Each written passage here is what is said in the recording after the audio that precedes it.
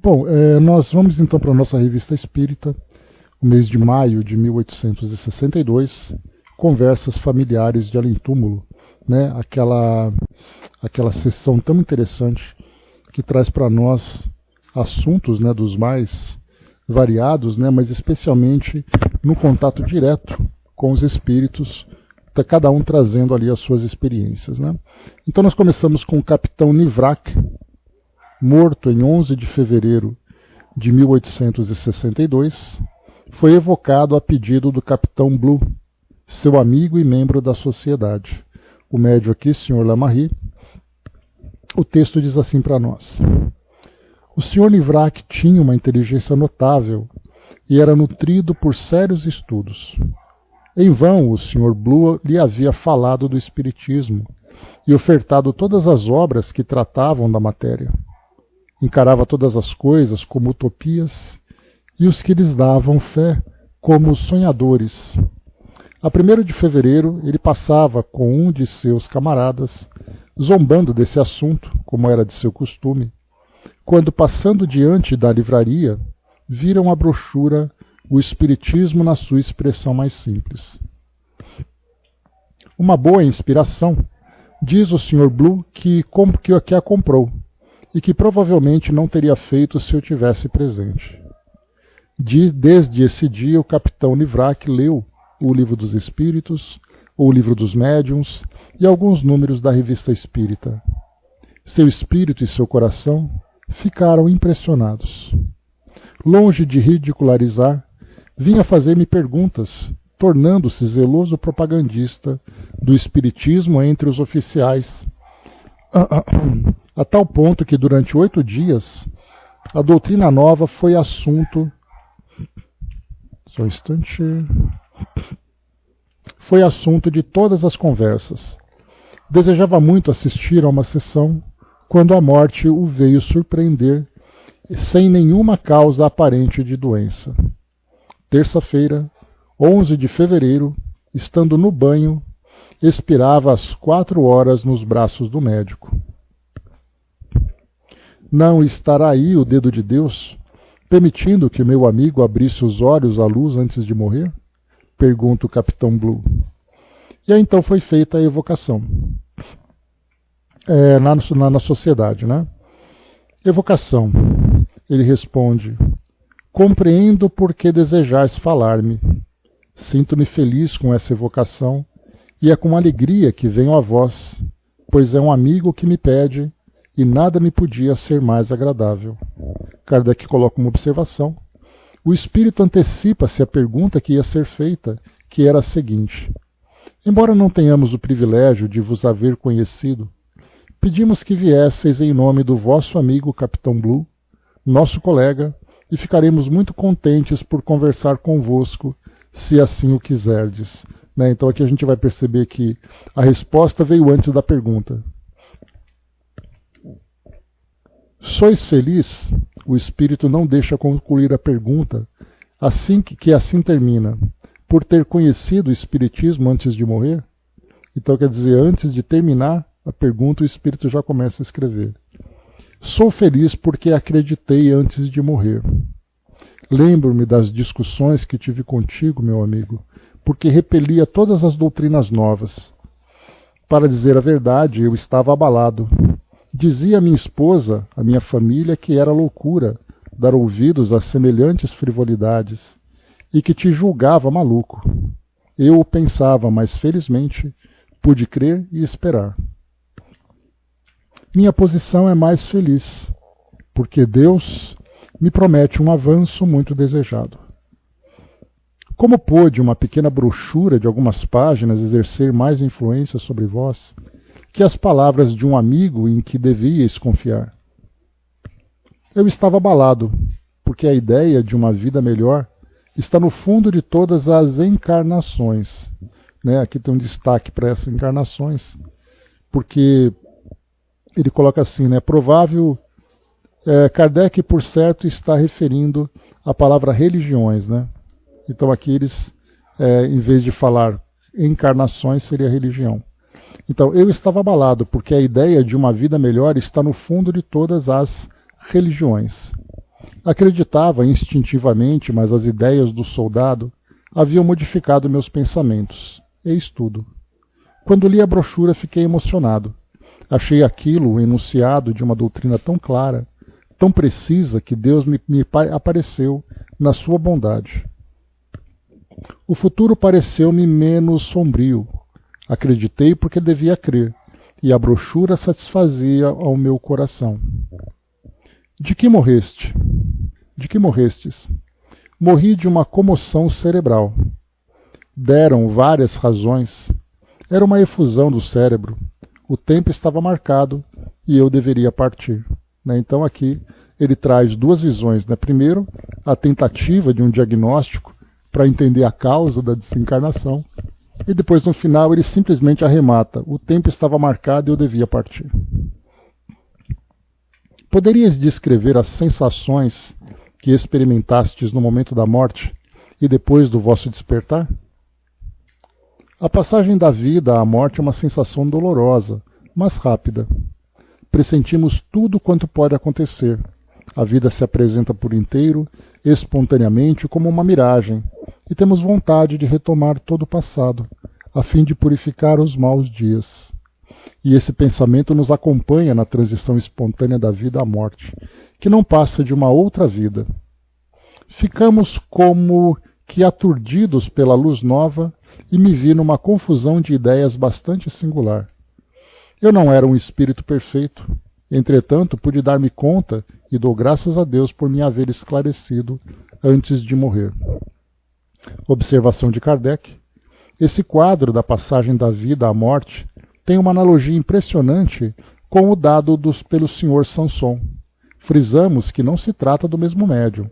Lembra que o Sr. Sanson nós estudamos nos nossos últimos encontros, lendo aqui tanto a primeira comunicação que Kardec publica aqui no ano de 1862, no mês de maio, e depois no mês de junho ele traz aquela segunda comunicação 3 dias depois, que nós também já fizemos o estudo dela.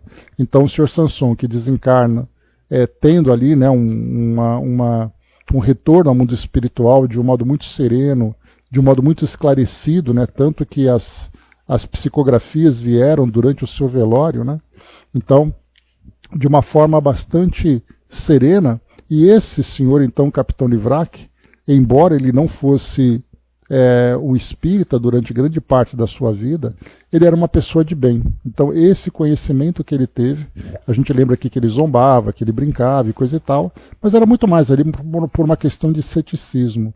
Isso não envolvia, por exemplo, o seu caráter, a sua personalidade.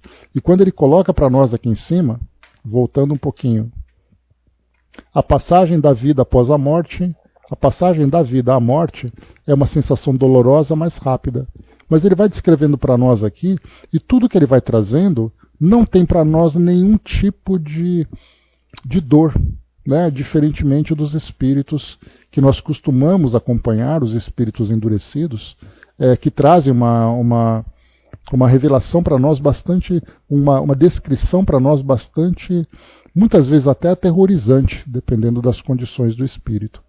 E aqui nesse caso, desse quadro da passagem da vida à morte, tem uma analogia impressionante com o dado pelo Sr. Sanson, ou seja, 2 espíritos que estão ali, digamos, numa mesma condição. O Sr. Sanson como espírita e o Capitão Livrac como uma pessoa comum, porém com boa índole, com bom caráter, que conseguiu, através ali das suas experiências cotidianas, construir uma condição favorável para o seu retorno ao plano espiritual. 6.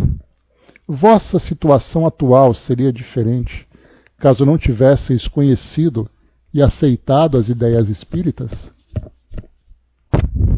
Sem dúvida, mas eu era de uma natureza franca e boa, e conquanto não seja muito adiantado, não é menos certo que Deus recompensa toda decisão boa, até mesmo a última. Então a gente vê aqui o que a gente comentei agora há pouco, uma natureza franca e boa, ou seja, uma pessoa de bem. Embora não tendo grande parte da sua vida ter tido contato com qualquer tipo de filosofia que apresentasse para ele o mundo espiritual, mas ele teve a oportunidade de conhecer a doutrina espírita, fazer a leitura desses livros e ter já ali um panorama dessa nova realidade, juntando esse esclarecimento e juntando com a sua própria natureza, ele então teve essa recompensa que ele tanto aqui destaca para nós. É inútil perguntar-se. O espírito não deveria concluir a pergunta, que é assim concebida: ides ver vossa esposa e filha, mas não vos podeis fazer ouvir. Quereis que lhes transmitamos alguma coisa de vossa parte? Aqui só para a gente entender, né? Ele colocou assim: é inútil perguntar se... Aí antes de terminar esse se, o espírito já começa a escrever, né? Olha lá, o espírito não deixa concluir a pergunta, que é assim concebida, né? Sem dúvida, estou sempre perto dela. Encorajo-a a ter paciência e lhe digo: coragem, amiga, enxugai as lágrimas e sorri a Deus, que vos fortalecerá. Pensai que minha existência é um avanço, uma purificação, e que necessito do auxílio de vossas preces. Desejo, com todas as minhas forças, uma nova encarnação, e embora a separação terrestre seja cruel, lembrai que vos amo, que estáis só e tendes necessidade de boa saúde e de resignação para vos manter. Mas estarei ao vosso lado para vos encorajar, abençoar e amar. Né? Bom dia, Osmar. Bom dia, Andréia. 8. Temos certeza de que vossos camaradas do regimento ficariam muito felizes se reconhecessem algumas palavras vossas. A essa pergunta, junto outra que talvez encontre lugar em vossa alocução. Até agora, o espiritismo quase não se propagou no exército, salvo entre os oficiais. Pensais que também seria útil a sua divulgação entre os soldados? Qual seria o resultado? Olha que pergunta curiosa, né? Então ele está falando de divulgar a doutrina dentro de um determinado segmento, que nesse caso era o ambiente militar onde ele frequentava. E aí nós vamos lembrar de um detalhe importante também, né? Nós lembramos que a doutrina espírita nessa época, ela era uma filosofia que se propagava muito dentro de um grupo mais intelectualizado, mais esclarecido. Então nós vemos assim oficiais da Marinha, do Exército, nós vemos juízes, nós vemos empresários, nós vemos filósofos, cientistas, etc. Né? E somente a gente pega, por exemplo, Lyon, ou pega, por exemplo, em Bordeaux, nós vemos aqueles grupos de operários. Mas nessa época, especialmente no Brasil também era assim, logo no início, a doutrina espírita ela ficava restrita a um ambiente muito específico, um grupo mais intelectualizado mesmo, que tinha condições de absorver esses ensinamentos filosóficos mais profundos. Então, pensais que também seria útil a sua propagação entre os soldados? A gente vai lembrar que os soldados nessa época, século XIX, eles eram analfabetos, né? Eram pessoas muito simples, eram pessoas ali que eram, digamos assim, a base dessa grande pirâmide, né? A resposta: é preciso que a cabeça se torne séria para que o corpo a siga. E compreendo que os oficiais tenham primeiro aceitado essas soluções filosóficas e sensatas dadas por o Livro dos Espíritos. Por essas leituras, o oficial compreende melhor o seu dever, torna-se mais sério, menos sujeito a zombar da tranquilidade das famílias, habitua-se à ordem no seu interior e o hábito de comer e beber deixam de constituir os principais móveis de sua vida. Por ele, os suboficiais aprenderão e propagarão, saberão poder se o quiserem. Digo-lhes, avante, sempre avante. É um novo campo de batalha da humanidade, apenas sem feridas, sem metralha, mas em toda a parte a harmonia, o amor e o dever. E o soldado será um homem liberal no bom sentido. Terá coragem e boa vontade, que fazem do operário um bom cidadão, um homem segundo Deus. Segui, pois, o novo rumo. Sede apóstolos, conforme Deus, e dirigi-vos ao infatigável propagador da doutrina, o autor do opúsculo que me esclareceu.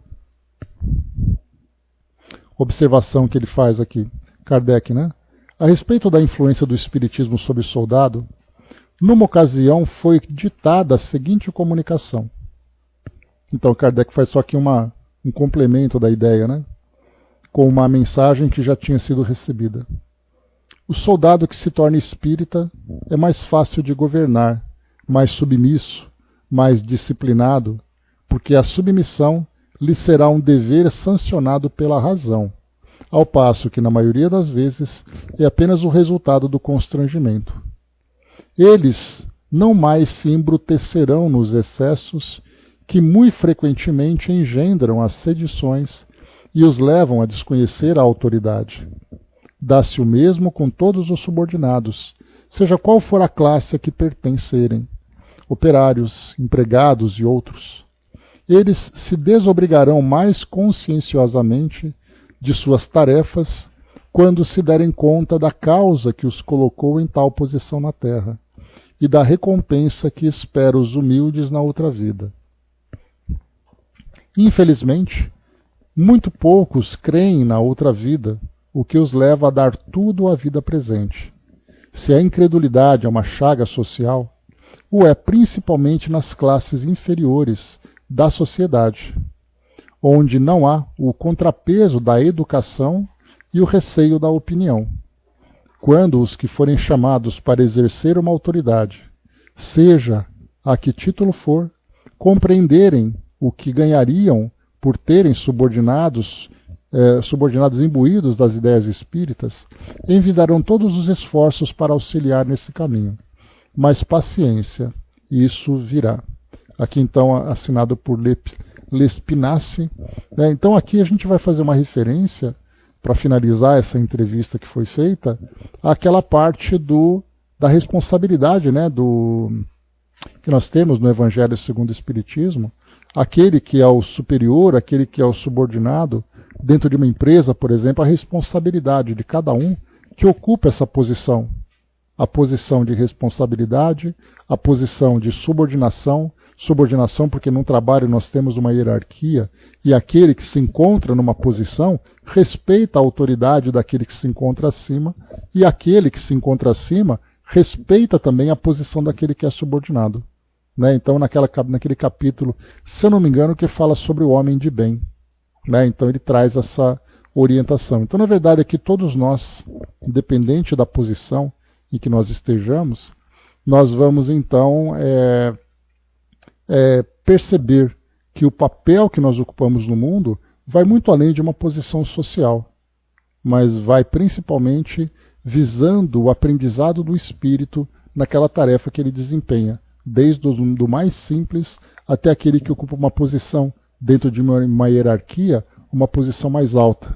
Né? Então todos, cada um cumprindo o seu papel. Então a doutrina espírita nos traz essa consciência que aquilo que nós fazemos deve ser feito da melhor forma dentro das nossas condições. Né? Então por isso que essa ideia que nós então desenvolvemos a respeito de sermos espíritos imortais, de estarmos aqui no mundo para aprendizado, que o futuro que nós construímos é resultado daquilo que nós hoje desenvolvemos nas nossas atividades, no nosso dia a dia, isso traz para nós, né, uma visão muito diferenciada daquilo que nós vivemos no mundo, né, onde nós encontramos a insatisfação constante, a revolta, a negligência, a corrupção, o abuso, tudo isso é resultado dessa falta de entendimento da nossa condição imortal e da vida que nós estamos construindo. Então esse é o futuro, como foi colocado pelo Espírito. Aqui no final, tenhamos paciência, esperemos. Muito bem, uma próxima aqui, que é uma mensagem bem interessante. Uma paixão de além-túmulo. Olha só que mensagem, que conteúdo interessante para a gente estudar. Embora triste, né? Uma paixão de além-túmulo. Maximiliano V., criança de 12 anos, suicida-se por amor. Lê-se no Siècle, de 13 de janeiro de 1862. Então aqui, Siècle, a gente lembra, né? Era um jornal da época, uma revista da época, e Kardec estava sempre atento às publicações. E aí então sempre que tinha algo curioso, alguém mandava para ele, ou ele mesmo pesquisava, não sei exatamente, mas certamente ali ele pegava esse conteúdo e aplicava aquilo que a doutrina espírita poderia trazer, oferecer como fonte de pesquisa, fonte de estudos. Então vamos lá. Maximiliano V, rapazola de 12 anos, morava com os pais à rua d'Escondier e estava empregado como aprendiz numa tapeçaria. Essa criança tinha o hábito de ler romances, folhetins, né? Esses romances, né, que se publica que se vende nas bancas de jornais, né? Todos os momentos que podia escapulir do trabalho, ele os dedicava à leitura, que lhe superexcitava a imaginação e lhe inspirava ideias acima de sua idade. Assim imaginou sentir paixão por uma criatura que teve ocasião de ver algumas vezes, a qual estava longe de pensar que tivesse inspirado um tal sentimento. Desesperado por não ver a realização dos sonhos provocados por suas leituras, resolveu matar-se. Ontem o porteiro da casa que o empregava encontrou-o sem vida num gabinete do 3º andar, onde trabalhava sozinho. Enforcara-se numa corda que prendera numa viga com um enorme prego. Kardec agora comenta: as circunstâncias dessa morte numa idade tão pouco avançada deram a pensar que a evocação dessa criança poderia fornecer assunto para um ensino útil. Ela foi feita em sessão da sociedade, ocorrida em 24 de janeiro último. O médium, então, o Sr. E. Vezy. Nesse fato há um difícil problema de moral, quase impossível de resolver pelos argumentos da filosofia ordinária, e ainda menos da filosofia materialista. Pensam ter tudo explicado dizendo que uma criança precoce, dizendo que era uma criança precoce. Mas isso não explica nada. É absolutamente como se dissessem que é dia porque o sol se levantou. De onde vem tal precocidade? Por que certas crianças ultrapassam a idade normal para o desenvolvimento das paixões e da inteligência? Eis uma das dificuldades contra as quais vêm se chocar todas as filosofias, porque suas soluções sempre deixam uma questão não resolvida e podemos sempre indagar o porquê do porquê. Admitia a pré-existência da alma e o desenvolvimento anterior, e tudo se explica de maneira mais natural. Com esse princípio, remontais a causa e a fonte de tudo. Kardec, então, traz aqui a número 1, primeira pergunta. Ao guia espiritual do médium. Poderias dizer-nos se podemos evocar o espírito da criança a que nos referimos há pouco? Sim, eu o conduzirei, porque está sofrendo. Que a sua aparição em vosso meio sirva de exemplo e seja uma lição. Pergunta agora ao Maximiliano. Tendes consciência da vossa situação? Ainda não posso definir bem onde estou. Há como que um véu sombrio à minha frente. Falo, mas não sei como me ouvem e como falo. Contudo, já vejo aquilo que até há pouco era obscuro. Sofria, mas desde agora me sinto aliviado. Então a gente já vê aqui, né, o espírito, então, vivendo naquele seu mundo, né, naquele seu mundo interior que ele vive em consequência do suicídio, que era aquele mundo sombrio, solitário, em que a sua mente trazia aquelas ideias perturbadoras, né, pela própria condição dele. No momento em que ele é evocado, é algo muito parecido, se nós pensarmos, quando nós estamos ali vivendo uma dificuldade muito grande. Né, a nossa mente fica focada, fica direcionada para uma determinada ideia, é aquela monoideia que a gente vai cultivando, um aborrecimento, uma angústia, um sentimento qualquer, e a gente fica ali sozinho, com a nossa mente trabalhando em cima daquele pensamento, e de repente vem alguém e chama a nossa atenção para uma conversa que foge daquilo tudo. Então é como se nós saíssemos daquele buraco onde nós nos encontramos, né, com todas aquelas turbulências e tudo mais, e a nossa mente então dá aquela espairecida momentânea, quando aquela conversa nos chama a atenção. E aqui a gente percebe, claro, né, guardadas as devidas proporções, a gente vai ver aqui que esse espírito então ele se encontrava fechado no seu próprio mundo interior, vivendo ali todas as turbulências da experiência que ele vivenciou pelo suicídio. E agora, então, no momento em que ele é evocado, ele é conduzido, ele passa, então, a vislumbrar algo diferente, que até se encontrava em volta dele. Porém, pela sua condição, ele não percebia.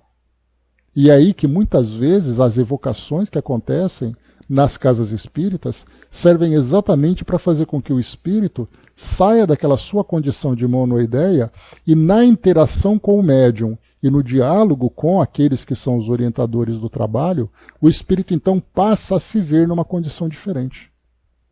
Então daí a importância das evocações, do esclarecimento, até mesmo o espírito ali que se encontra endurecido numa determinada ideia de vingança, por exemplo, quando ele começa a conversar e ter esse esclarecimento, é como se ele saísse daquele mundo de turbilhão, de turbulência que ele vive e passasse a ver algo diferente, algo que abre para ele essa porta de esperança que ele acaba encontrando. Então aqui é interessante a gente ver exatamente isso. Não posso definir bem onde estou. Há como que um véu sombrio à minha frente. Falo, mas não sei como me ouvem e como falo. Contudo, já vejo aquilo que até pouco era obscuro. Sofria, mas desde agora me sinto aliviado. Olha só a mudança que teve. Claro que todo o suporte que ele recebe do mundo espiritual para poder chegar até essa reunião, de ser ali devidamente sustentado vibracionalmente, né? Mas o contato, olha a diferença que fez daquilo que ele se encontrava e agora como ele se encontra.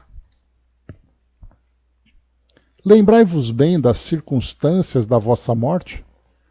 A resposta: parecem muito vagas. Sei que me suicidava sem motivo. Entretanto, poeta numa outra encarnação, tinha uma espécie de intuição de minha vida passada. Criava sonhos, quimeras, enfim, eu amava. Olha só que interessante. Eu recentemente dei uma aula de literatura sobre o romantismo, né? Esse período literário que nós tivemos, né, no começo do século XX aqui no Brasil. E o romantismo era uma característica muito interessante, né? No caso, a segunda fase do romantismo, principalmente, a gente via ali aqueles poetas que adoravam escrever aquelas histórias de amor, porém essas histórias elas eram tomadas por um sofrimento, porque os poetas daquela época eles gostavam de sofrer por amor. Então, geralmente, nos poemas, né, eu acabei não preparando nada, mas eu poderia pegar aqui depois um poema para a gente poder ler. Mas o poema era assim, né? Eu amo você desesperadamente, mas você não me quer, então que a morte me leve. Né? Então, é esse tipo de teor que tinha nos poemas daquela época. Então, o mal do século, né, que foi ali uma fase de muitos doentes de tuberculose, esses poetas eles se sentiam quase que premiados quando eles percebiam que a morte estava chegando pela tuberculose. Então, durante um recital, por exemplo, se ele tossisse, colocasse um lenço na boca e saísse manchado de sangue, que era um sintoma da tuberculose pelas lesões pulmonares que ele acabava tendo, aquilo para ele era uma glória. Estou morrendo finalmente, estou morrendo de amor. E quem era assim, só para a gente poder ter uma ideia, era Augusto dos Anjos, que nós conhecemos, né, por aqueles poemas que vieram através do Chico e tudo mais. Ele era um desses poetas românticos que cultuavam essa ideia do sofrimento e da morte nas suas poesias.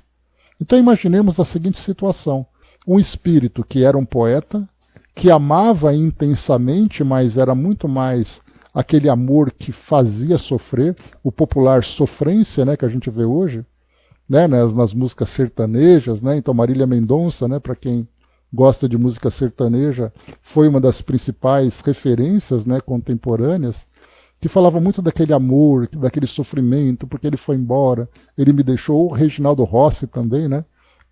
que vivia na praça na banca no banco da praça, abandonado e bêbado porque ele perdeu o grande amor, aquela coisa toda. Então a gente vai percebendo que esse sentimento, o espírito, se ele leva a isso com muita profundidade, e como foi o caso que a gente viu aqui, é claro que é tudo uma especulação que a gente está falando, né? Mas imaginando que um espírito, que foi um poeta que viveu a intensidade desses sentimentos, e ele então, numa outra existência, mesmo como criança, ele volta a reviver essas mesmas ideias, para essa criança então o suicídio, por um amor idealizado, que era um amor ali platônico que ele tinha, para alguém que nem sequer sabia, talvez, da sua existência ou dos seus sentimentos, ele pega e dá continuidade na mesma tendência que ele tinha numa existência anterior. Então a gente teve muito isso no romantismo, nesse período romântico. Se vocês tiverem oportunidade, façam algumas pesquisas sobre os poemas e vocês vão ver ali qual era exatamente o conteúdo que os poetas gostavam. E parece que havia ali uma competição, como se não bastasse toda a técnica da poesia, a métrica, né, os sonetos, né, e que eram construídos e tudo mais. Parecia que havia uma competição para ver quem que era ali o mais infeliz, o mais triste, aquele que mais sofria por amor. Então a gente pode perceber nesse espírito, nessa criança, algo muito parecido, uma tendência que o espírito traz de uma existência anterior. Então, mas ele coloca mais uma vez, poeta numa outra encarnação, tinha uma espécie de intuição de minha vida passada, daí o prazer que ele sentia na leitura, né? Uma criança que gostava de ler romances, né? Uma coisa absolutamente fora do eixo, né? Uma criança que gosta de ler romance, esse gostava. Por quê? Porque ele trazia ali, né, nas suas inclinações, o prazer pelas belas letras, né? E ele colocava, criava sonhos, quimeras, enfim, eu amava e sofria por esse amor. Como pudestes chegar a tal extremo? Acabo de responder. É singular que uma criança de 12 anos seja levada ao suicídio, sobretudo por um motivo como esse que vos impeliu, quer dizer, por um amor não correspondido, uma criança de 12 anos. Hoje nós encontramos isso, infelizmente, né?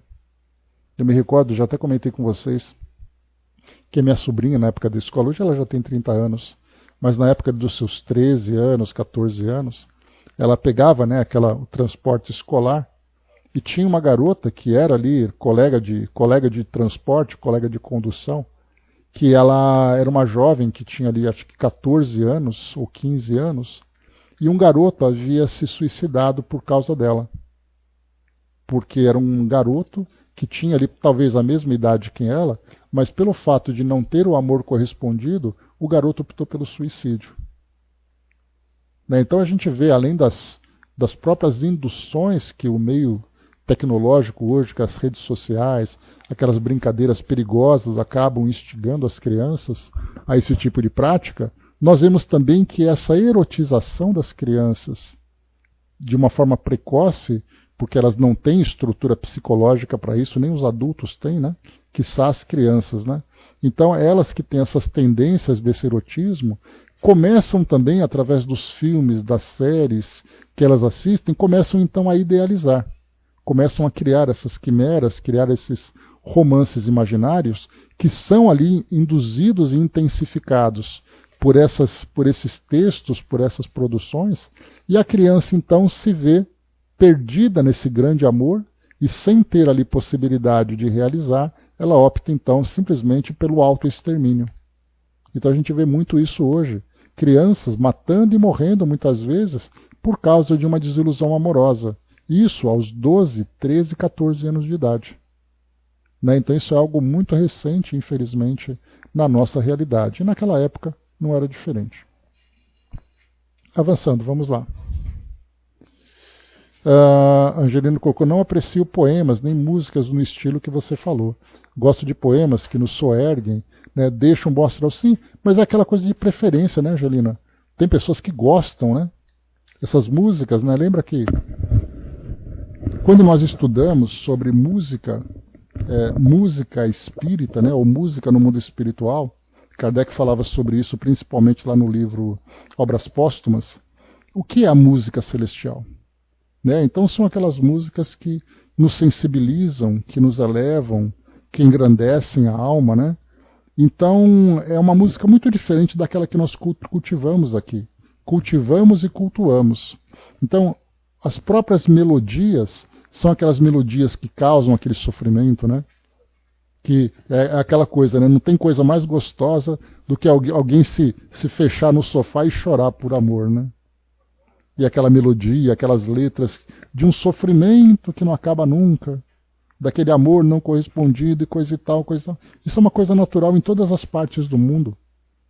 Basta nós pesquisarmos que nós vamos ver, né? Não importa em que país, em que cultura, existe essa mesma tendência, porque isso é natural do ser humano. Então essa busca que todos nós temos por essa realização amorosa é algo natural, só que pelo fato de nós não conseguirmos alcançar tudo aquilo que nós desejamos, o que nós fazemos? Nós criamos um ambiente onde nós podemos sofrer por amor. Então é algo que faz parte ainda da nossa natureza. Então vamos lá. É singular que uma criança de 12 anos seja levada ao suicídio, sobretudo por um motivo como esse, que vos impeliu? Sois extraordinários. Já não vos disse que, poeta numa outra encarnação, minhas faculdades tinham ficado mais amplas e mais desenvolvidas que nos outros? Oh, ainda na noite em que me encontro agora, vejo passar essa sílfide de meus sonhos na terra. E é isso o castigo que Deus me inflige, de haver bela e leviana como sempre, passar diante de mim, e eu, ébrio de loucura e de amor, quero me atirar. Mas, é como se estivesse preso a um anel de ferro. Chamo, mas em vão. Ela nem sequer vira a cabeça. Oh, como sofro então. Olha só que interessante, né? Que ele coloca, então essa precocidade dele, na verdade, não é uma precocidade, é o espírito que manifesta a sua tendência. É o espírito que traz ali, né, as suas inclinações e elas se manifestam. Então a gente vai sempre perceber que quando Kardec coloca, e nós vamos estudar inclusive sobre isso, né, nós estamos estudando no Livro dos Espíritos sobre o prelúdio da reencarnação. E nós vamos acompanhar sobre ali as precocidades, sobre as tendências do espírito e tudo mais. Então, em alguns, essa tendência se manifesta de uma forma mais precoce. Em outros, ela se manifesta mais para frente. Então, nós temos ali as tendências positivas, as tendências inferiores, as tendências, as habilidades, enfim. Todos nós somos espíritos que, vivendo todas as nossas experiências, as nossas reencarnações, nós vamos acumulando esse conhecimento. E aí, no caso dele, aos 12 anos de idade, essa inclinação tão forte desse romantismo que ele viveu no passado como poeta, passava a se manifestar. E aí ele simplesmente, não tendo ali, principalmente aquela maturidade psicológica, para lidar com esses sentimentos, fez com que então ele chegasse nessa condição. Dudu trouxe para nós aqui, né, uma participação dos nossos amigos. Muito obrigado pela participação. Por que poetizar quando o amor que me faz feliz faz com que eu declame poesias no modo infeliz? A junção temática das minhas melhores vibrações estão conectadas à minha melhor vivência com aquela que eu tanto amei, e que, por outro lado, veio em formatos sofridos os versos daquele que prefere sofrer e morrer diante daquele amor que alguém queria ter, e por razões que somos levados, acabamos caindo no preparo para aquela morte, que tantos não queriam ter, mas que na sua adoração infinita acabava tendo, e assim o sofrimento imposto o levaria para outro patamar, que seria sofrer de novo, e um dia retomar a viver para ter o melhor amor, sem o sofrimento estabelecido por alguém que por vezes precisará mudar. Né? Então os nossos amigos trazendo aqui essa ideia, né, que é exatamente, né, através do aprendizado, da maturidade, que aos poucos que a gente vai alcançando, né, essa transformação tão necessária. Obrigado, amigos. mas só acontece por não pararmos para entender o que é o amor. É aquilo que a gente sempre fala, né, Angelina? O amor, assim como a felicidade, assim como a caridade, eu coloco esses três, não sei porquê, mas eu guardo esses três conceitos, né? Nós temos tanta dificuldade para entender o seu real sentido, o que é amar de verdade, né? O que é ser feliz de verdade. Então o amor para nós, ele é muito mais misturado com uma paixão. Porque o amor ele é profundo, a paixão ela é superficial. E nós ainda, pelo fato de estarmos envolvidos aqui na nossa realidade terrena e termos ali a nossa mente tão nublada com relação à nossa verdadeira essência, nós preferimos viver as grandes emoções, aquelas que são mais intensas. Então nós confundimos amor com paixão. Temos até aquela expressão aqui no Brasil, né? Quem ama não mata, né? Isso aconteceu lá, né? da Leila Diniz, na década de 60, década de 70, não me recordo, quando ela foi então assassinada pelo marido e o marido falou que matou por amor. E aí veio aquela expressão, quem ama não mata, né? Então para a gente ver a interpretação que a gente faz, equivocada daquilo que é tão puro, daquilo que é tão profundo, mas que nós ainda, infelizmente, não conseguimos alcançar essa profundidade. Porque para isso nós precisamos nos libertar das nossas paixões. E através ali do equilíbrio, da serenidade, a gente consegue entrar de uma forma mais profunda, tanto no sentido de amar, como também de permitir ser amado. Então nós temos ali uma troca, que quando essa troca se torna verdadeira, aí então os dois crescem. Mas nós ainda vivemos, né, a intensidade das nossas paixões. Então, muito bem. Obrigado de novo, amigos. Aqui, então, o nosso Maximiliano continua a pergunta para ele. Poderias descrever a sensação que experimentastes quando vos reconhecestes no mundo dos espíritos? Oh, sim, agora que estou em contato convosco. Meu corpo lá estava, inerte e frio, e eu planava à sua volta. Desfazia-me em lágrimas. Estais admirados das lágrimas de uma alma. Ah, como são intensas e abrasadoras. Sim, eu chorava, porque acabava de reconhecer a enormidade de minha falta e a grandeza de Deus. E contudo não tinha certeza de minha morte. Pensava que meus olhos fossem abrir-se. Eu vira, chamava eu, supondo vê-la. Ah, é que eu a amo desde muito tempo. Amá-la-ei sempre. Que importa se tiver que sofrer por toda a eternidade, se puder um dia possuí-la em outra encarnação? Olha só, então, no mundo espiritual, o espírito continua ainda cultivando esse mesmo sentimento, que para ele, muitas vezes, pode até se tornar uma obsessão. Né? Então é aquele... Imagina, por exemplo, se numa encarnação, aqui a gente vai especular um pouquinho. Imagina, por exemplo, que numa outra reencarnação, vem os dois, Elvira e Maximiliano, Elvira, né, o objeto do seu amor, que ele não fala que idade que ela tem, se já é uma jovem, se já é uma mulher, a gente não sabe, mas ele fala que vai amá-la sempre. Se vem naquela condição em que ela vem como mãe e ele como filho, certamente nós teríamos ali aquele complexo de Édipo, né, aquele espírito que está ali sempre vinculado, e nós inclusive estudamos, né, nas obras do Chico, naquela outra temporada em que nós tivemos ali, que falava muito sobre condições de espíritos que se encontravam, principalmente ali, se eu não me engano, dentre aquelas pequenas trovas que nós estudamos, tinham algumas que falavam que no passado os espíritos se encontravam, mas um negligenciou o outro, provocando, por exemplo, o desencarne pelo suicídio.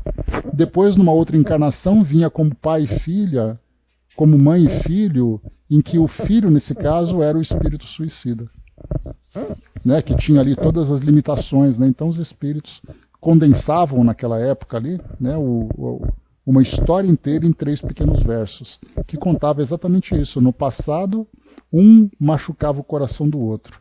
Esse outro que foi machucado suicidava-se. Numa outra encarnação, vinham como família, em que esse suicida vinha para os braços daquela mãe. né? Então aqui, ó, a gente vê que ele continua ainda alimentando essa mesma ideia. Ah, é que eu a amo desde muito tempo. Amá-la-ei sempre.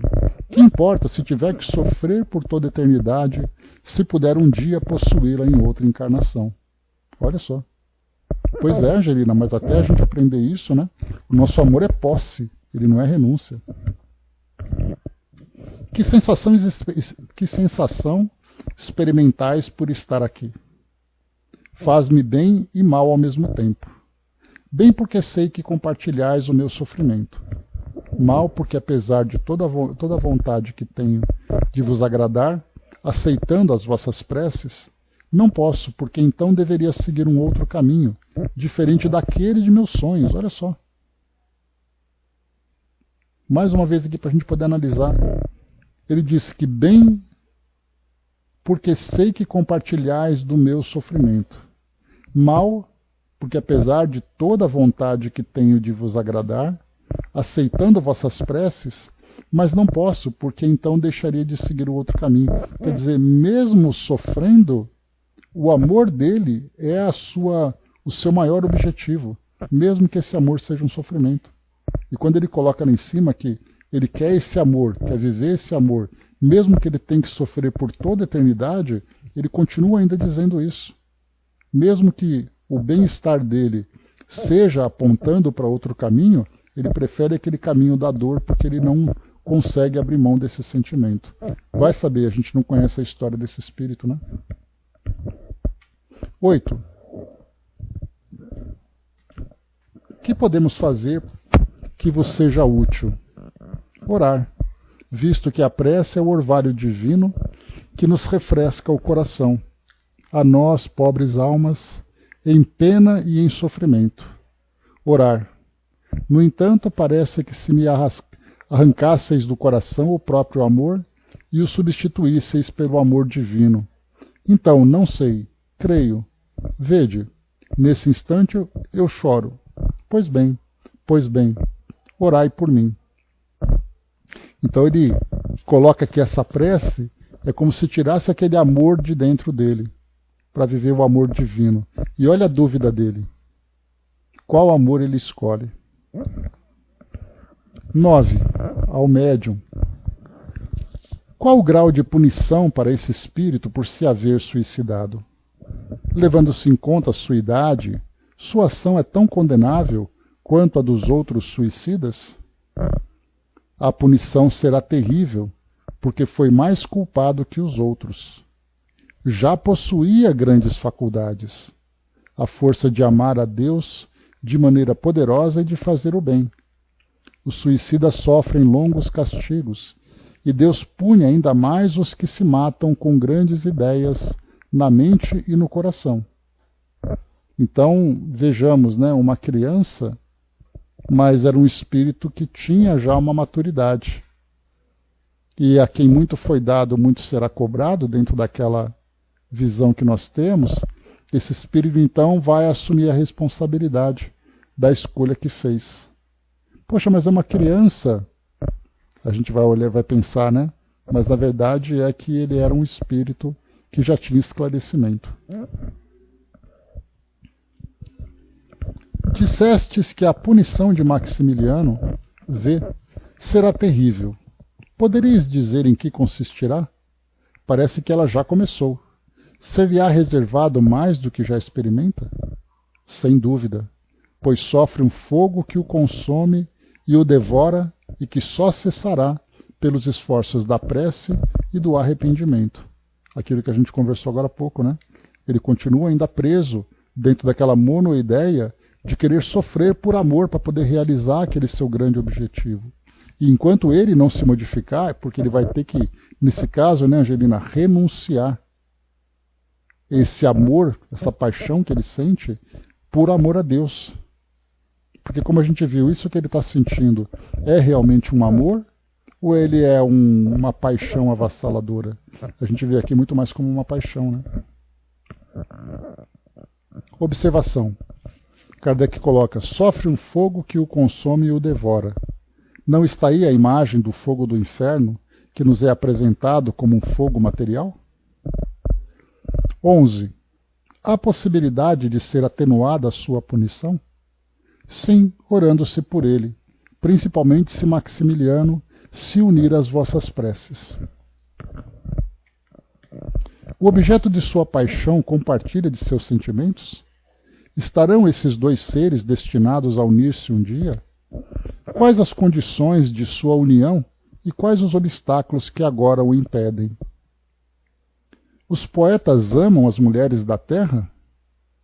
Eles o acreditam por um dia, uma hora. O que eles amam é o ideal, uma quimera, uma fantasia, né? Criada por sua ardente imaginação. O amor não pode ser satisfeito senão por Deus. Todos os poetas têm uma ficção no coração, a beleza ideal que eles acreditam ver passar na terra.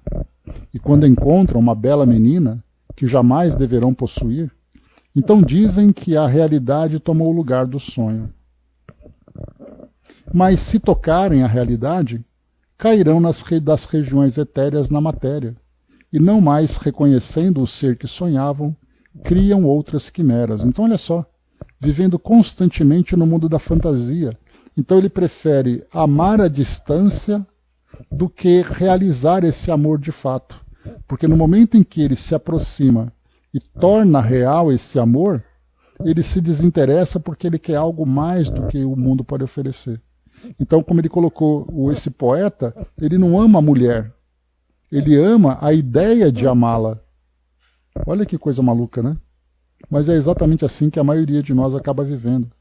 A gente sempre vive aquele romance, né? E na verdade a gente percebe que hoje nós somos constantemente estimulados a amar dessa forma. Através dos filmes, das novelas.